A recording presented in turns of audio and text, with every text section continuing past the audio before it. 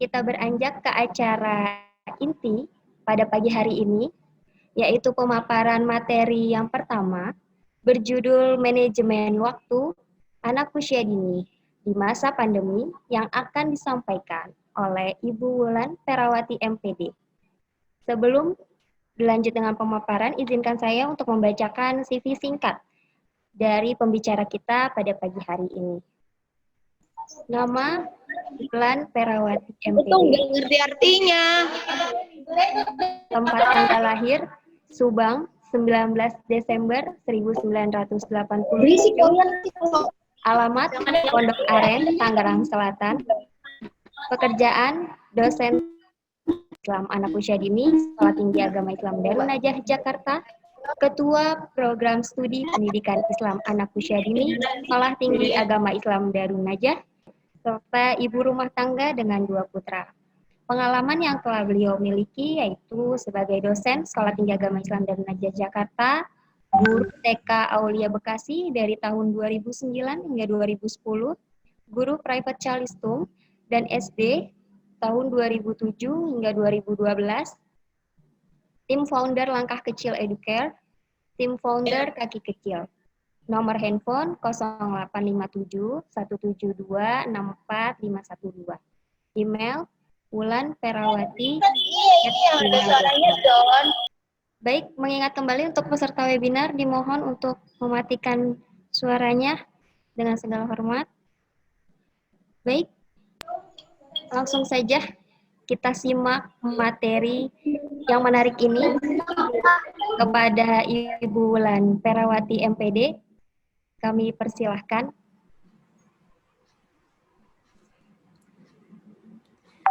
Baik, Assalamualaikum warahmatullahi wabarakatuh. Warahmatullahi wabarakatuh. Waalaikumsalam warahmatullahi wabarakatuh. Terima kasih Indah atas waktunya. Masya Allah. Baik. Alhamdulillahirabbil alamin. Nasta'inu ala umuri dunya waddin wa ala alihi wa sahbihi ajmain. Allahumma sholli ala Muhammad wa ala ali Muhammad. Segala puji bagi Allah yang telah memberikan kita nikmat waktu, nikmat sehat, nikmat iman, sehingga pada hari ini kita bisa berkumpul dan bersilaturahim dalam acara webinar PIAUD STAI Darun Najah. Salawat serta salam semoga tetap tercurah kepada Baginda Muhammad SAW, pada sahabatnya, keluarganya, tabi'in, tabi'at, dan kita semua sebagai umatnya semoga tetap istiqomah untuk menjalankan sunnah-sunnahnya hingga akhir hayat kita. Amin. Baik, sebelumnya terima kasih atas kehadirannya untuk Ketua Pesantren Darun Najah, Ustadz Sofwan Manaf. Yang terhormat Ketua STAI Darun Najah, Ibu Duna Ispana, dan Bapak Ibu dosen yang sudah turut hadir, terima kasih. Juga tak lupa untuk seluruh peserta webinar PIAUD STAI Darun Najah, terima kasih atas kehadirannya. Sampai saat ini saya lihat sudah 218 peserta ya. Alhamdulillah, semoga apa yang nanti kami sampaikan bisa bermanfaat dan bisa dipahami dengan baik gitu oleh kita semua. Baik, pada kesempatan ini sebenarnya saya percaya dan yakin sekali bahwa Bapak Ibu di rumah sudah sangat mengenal apa itu manajemen waktu, bahkan mungkin sudah berpengalaman untuk melakukan manajemen waktu di rumah. Karena yang pasti ketika kita melakukan apapun, melakukan segala aktivitas yang kita lakukan, pasti di dalamnya ada manajemen, ada pengaturan, walaupun tidak tertulis gitu ya, atau tidak direncanakan dengan baik gitu. Nah, dalam hal ini, pada hari ini kita akan diskusi bersama, saya membahasakannya diskusi bersama gitu ya, atau berbagi pengalaman. Saya lihat di sini ada Bapak Ibu yang sudah memiliki putra-putri gitu ya, atau ada mungkin ibu-ibu muda yang sudah turut bergabung. Kita sharing pengalaman bagaimana sih dengan keadaan saat ini, pandemi yang mengharuskan kita harus di rumah 24 jam gitu ya, 7 hari dalam seminggu, membersamai anak-anak gitu. Bagaimana kita bisa menerapkan manajemen waktu ini ke anak-anak kita gitu, khususnya untuk anak usia dini. Baik, sebelumnya saya minta izin untuk share materi saya ya.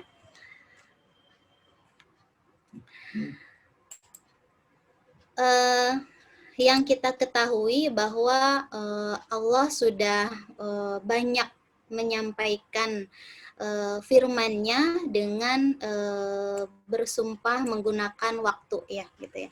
Ada demi masa, demi waktu duha, banyak sekali waktu yang yang terkandung dalam firman Allah yang menjelaskan atau mengindikasikan bahwa waktu itu adalah hal yang sangat penting gitu. Di sini yang sangat familiar sekali gitu ya kalau firman Allah yang mengatakan tentang bagaimana sih kita harus memanage waktu kita.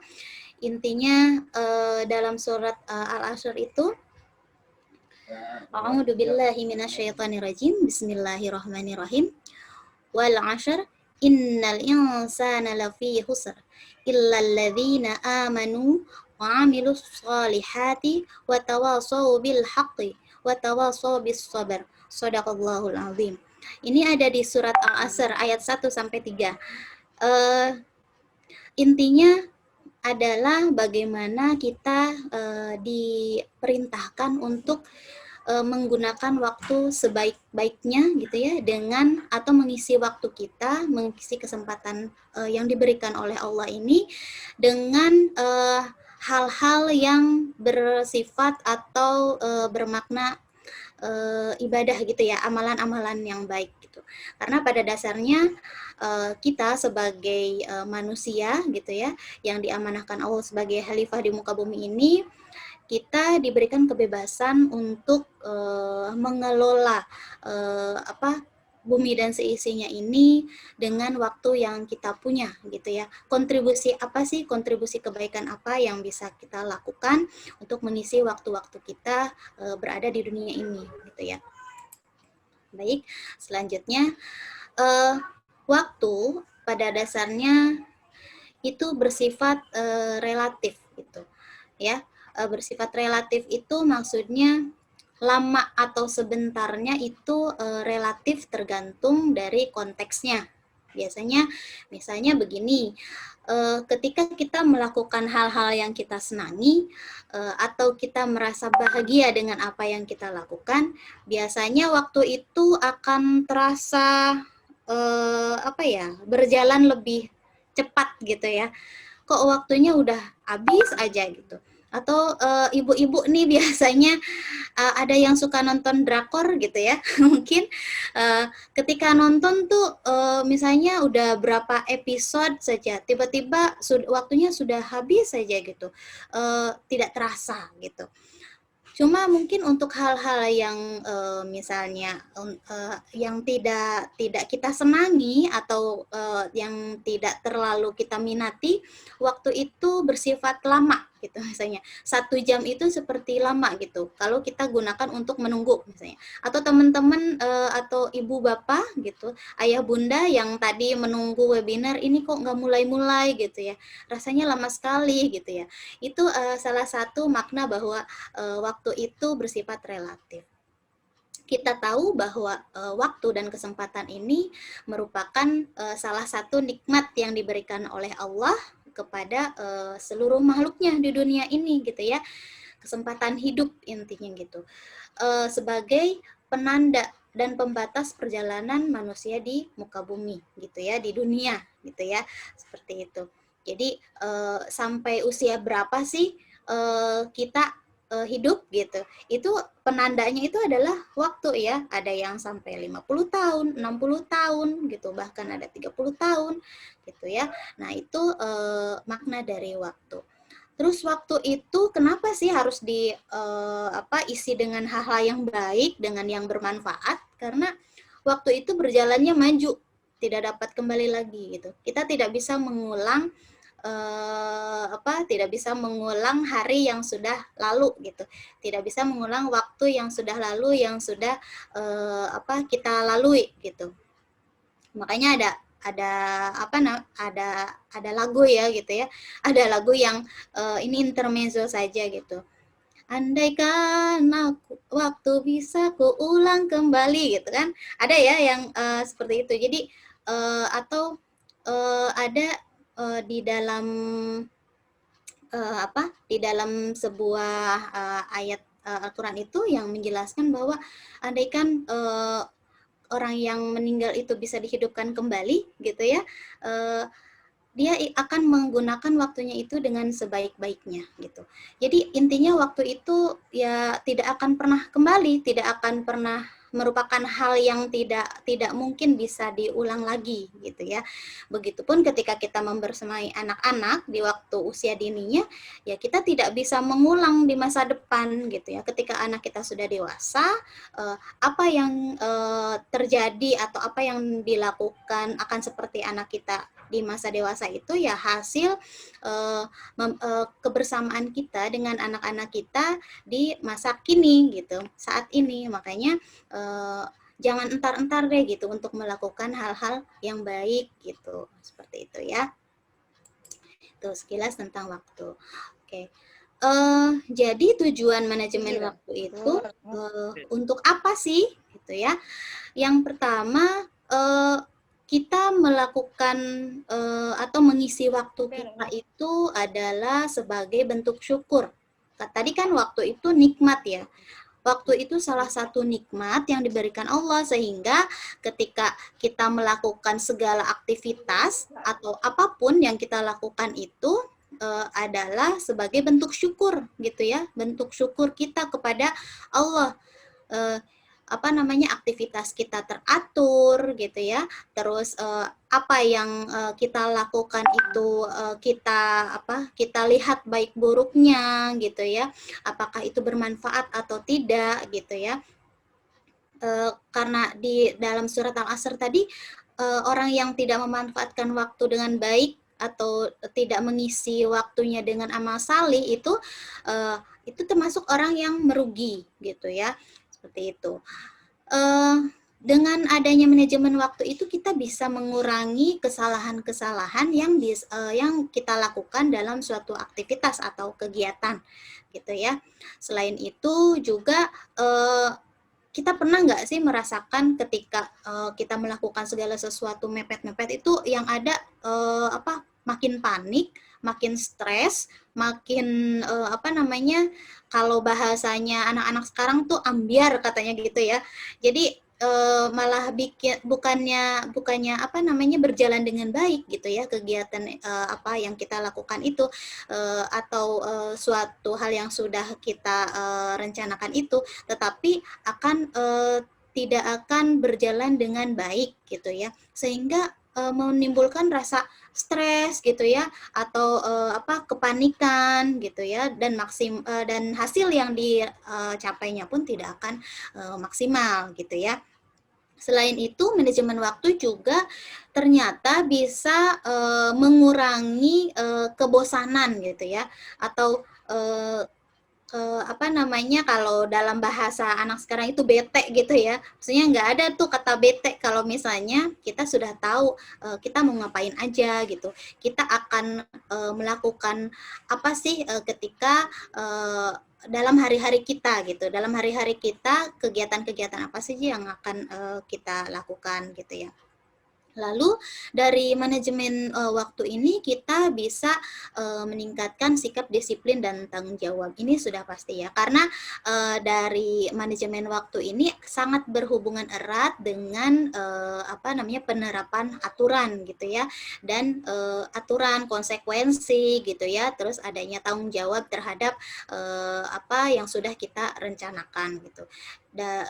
Dengan begitu apapun kegiatan yang kita lakukan keseharian kita gitu ya, itu akan lebih tersusun dengan baik, akan lebih teratur, akan lebih sistematis gitu ya. Minimal tidak apa sih namanya tadi, misalnya tidak ada kata hari ini mau ngapain sih gitu misalnya, atau hari ini kita ngapain ya gitu, tidak ada seperti itu lagi gitu, karena kita sudah merencanakan kita harian kita apa sih gitu, minimal untuk hal-hal yang besar-besar itu sudah terpola setiap harinya gitu ya. Terus meningkatkan kualitas hidup lebih efektif dan efisien itu.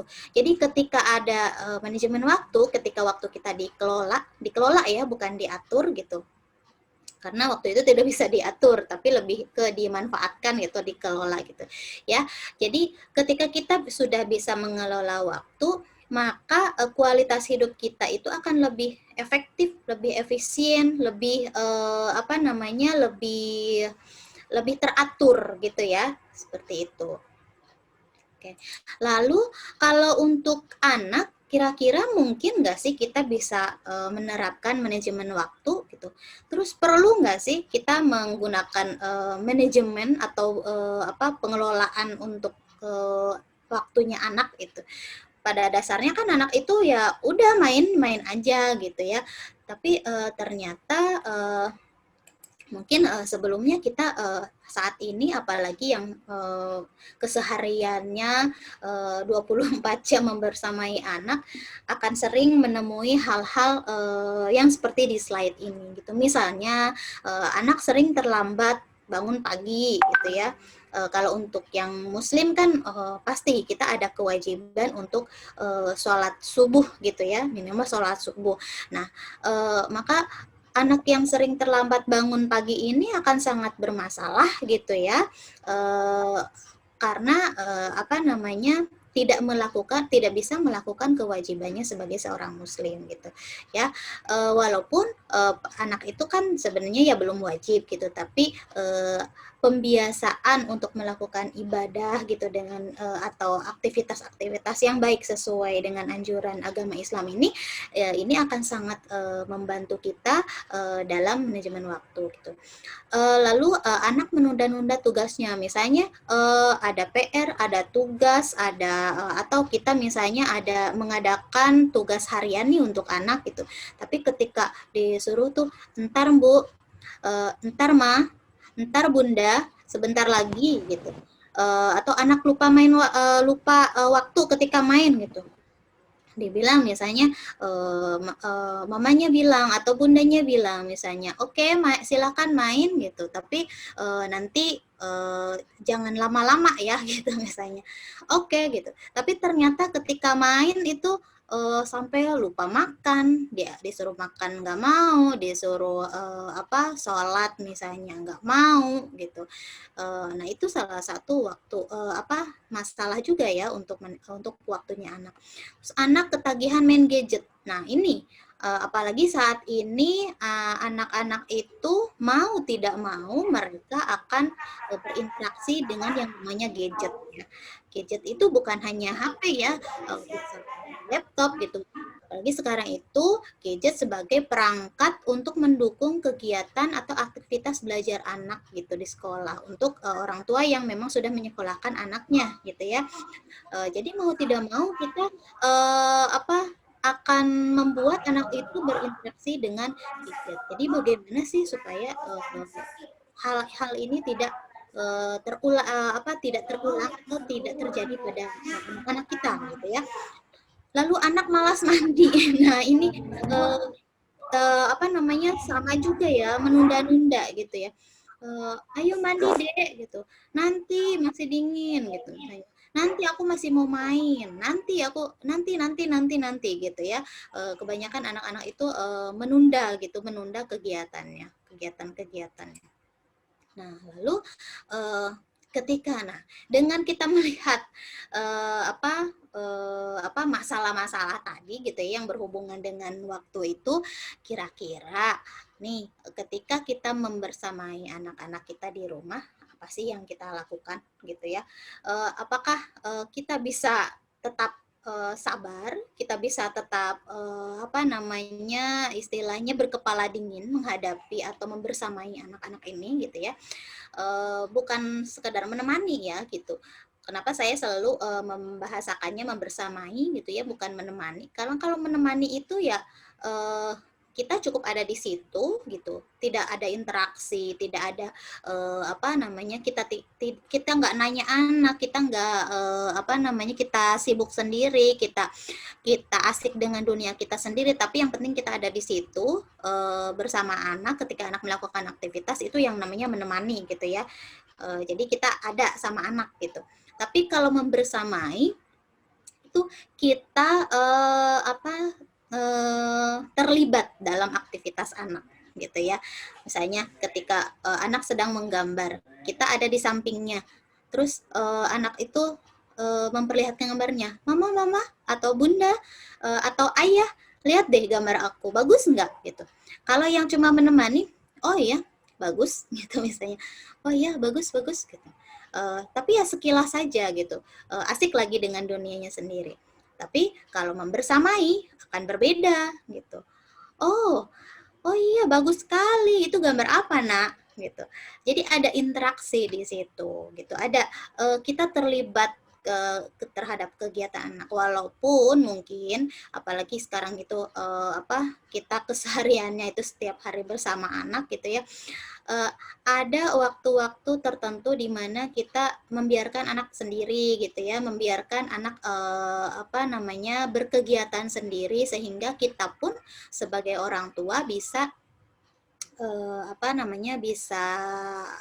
punya waktu juga gitu untuk menyelesaikan tugas-tugas lain gitu, tugas-tugas keseharian lain gitu. Oh iya, sebelumnya saya jadi lupa nih, main terus aja. Jadi saya ini ibu rumah tangga ya dengan 2 anak gitu. Jadi sama seperti ayah bunda di rumah. Yang anak sulung saya ini laki-laki, sudah SD gitu ya, sudah SD kelas 1 dan saat ini sama mengikuti pembelajaran daring di rumah gitu. Nah, untuk pembelajarannya sendiri dari jam 8 sampai jam 12. Jadi lumayan sih ya ketika membersamainya belajar itu sedikit mengambil waktu yang lumayan banyak gitu, walaupun ada istirahat-istirahatnya. Nah, ini lalu yang anak kedua saya ini masih bayi, usianya pas sekarang itu masuk 3 bulan seperti itu. Jadi makanya pada saat ini sih saya lebih ke kita sharing pengalaman di rumah, apa yang sudah dilakukan di rumah gitu ya. Nah, ketika membersamai anak, apa yang kita lakukan di rumah gitu. Nah, terkadang ketika membersamai anak-anak kita di rumah gitu ya, ada beberapa kesalahan atau kekeliruan yang mungkin tanpa sadar gitu ya, tanpa sadar kita lakukan gitu ya, yang seharusnya bisa kita hindari gitu ya. Misalnya mengancam gitu, mengancam tapi tidak dilakukan. Misalnya gini, ayo nak, kalau kamu nggak ngerjain PR atau kalau kamu nggak ikut belajar, nanti bu gurunya datang loh ke sini marahin kamu, misalnya gitu. Ayo kalau misalnya kamu main di luar nanti ada penculik loh gitu misalnya. Nanti kalau misalnya kamu main di luar nanti ada polisi datang gitu. Jadi mengancam sesuatu tetapi tidak dilakukan. Jadi ancamannya itu tidak realistis gitu ya. Hanya sekedar menakut-nakuti saja. Nah, ini yang perlu dihindari gitu ya. Lalu sering berkata jangan atau tidak.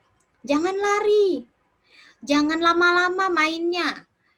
Jangan lama-lama kalau mandi. Jangan nonton TV gitu misalnya. Jangan berteriak. Jangan yang lainnya gitu ya. Kalau kata Shinchan jangan gitu ya. Itu mungkin apa namanya, sekali 2 kali masih bisa masuk gitu ya.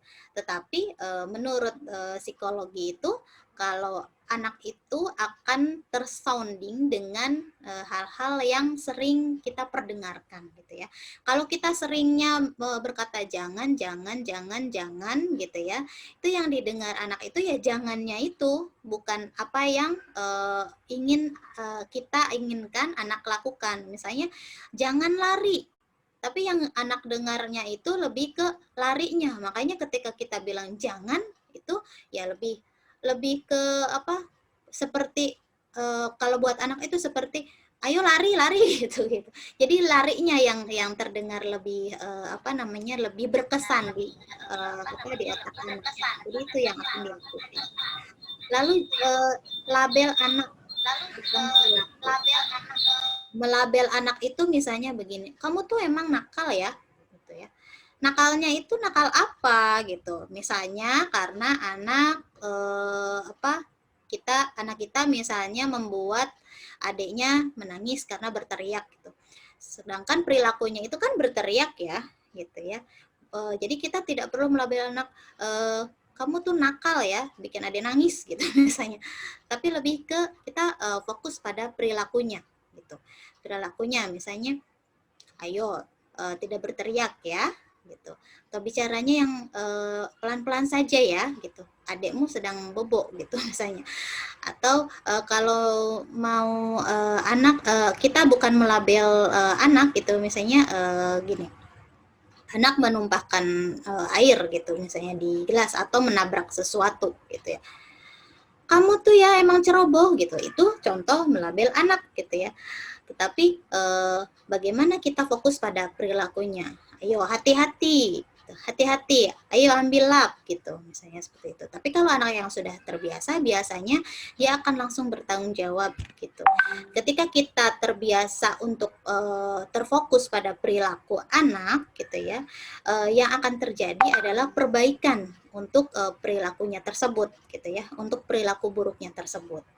Tetapi ketika kita terfokus pada labeling terhadap anak, kamu nakal, kamu bandel, kamu malas, kamu kamu yang lainnya yang jelek-jelek gitu ya terhadap anak. Kita percaya bahwa kata-kata orang tua itu, apalagi seorang ibu gitu ya, seorang ayah gitu, itu adalah doa gitu ya. Maka hindari kita untuk melabel anak yang negatif gitu ya. Hindari kita menyebut anak kita dengan hal-hal yang buruk, karena itu bisa menjadi doa gitu ya. Tetapi kita fokuskan pada perilakunya. Kalau kita tidak suka pada perilakunya, kita bilang bahwa kita tidak suka. Misalnya lebih ke ibu senang kalau kamu jalannya bisa pelan-pelan gitu. Atau kalau misalnya menumpahkan sesuatu, ayo ambil lapnya gitu, kita lap airnya supaya kalau kamu jalan nanti tidak terinjak dan buat kamu terpeleset gitu, misalnya seperti itu ya. Terus misalnya karena saking stresnya kita membersamai anak di rumah gitu ya, dengan segala aktivitasnya, apalagi aktivitas belajar gitu, kita tuh jadi sering marah-marah misalnya. Nah ini yang perlu dihindari gitu ya. Nanti saya kasih tips ya, gimana sih caranya kita bisa menahan marah untuk anak-anak. Ketika kita sudah merasa ingin marah tuh bagaimana caranya untuk meredam rasa marah itu gitu ya. Lalu hukuman fisik, mencubit, memukul gitu misalnya, atau melabel anak itu juga atau verbal ya, fisik ataupun verbal. Nah itu juga yang perlu kita hindari. Tidak konsisten gitu. Misalnya hari ini peraturannya apa, besok peraturannya apa. Hari ini misalnya kita memberlakukan peraturan harus buang sampah pada tempatnya. Tapi besoknya misalnya karena kita lagi riweuh gitu, misalnya lagi sibuk, terus mama ini buangnya di mana gitu misalnya. Tapi tempat sampahnya nggak ada, tuh anak nyari-nyari tempat sampahnya nggak ada, karena misalnya tempat sampahnya itu baru kita pindahkan keluar gitu, dimasukkan ke tempat karena kita memindahkan sampah yang dari rumah misalnya keluar gitu, tapi tempat sampahnya belum sempat kita masukkan ke dalam gitu.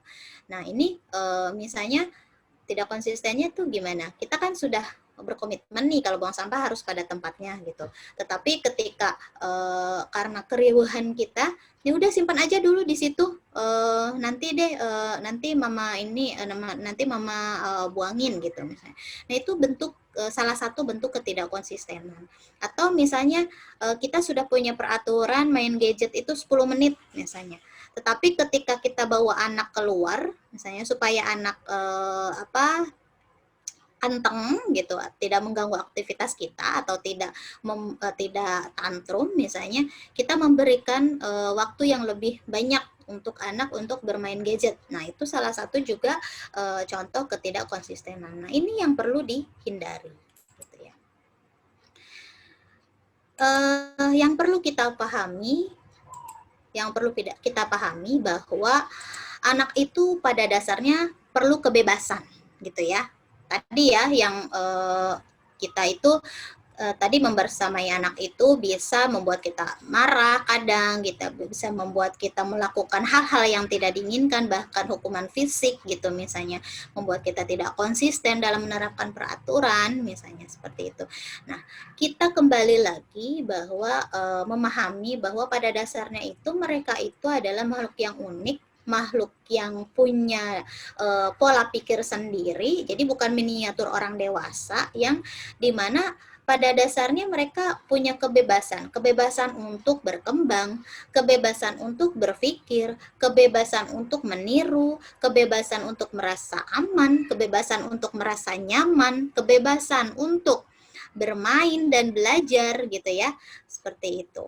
Nah, lalu dengan kebebasan-kebebasan itu, dengan kebebasan-kebebasan yang ada itu, hanya orang itu kita itu sering memahami bahwa kewajiban anak itu apa sih sebenarnya gitu.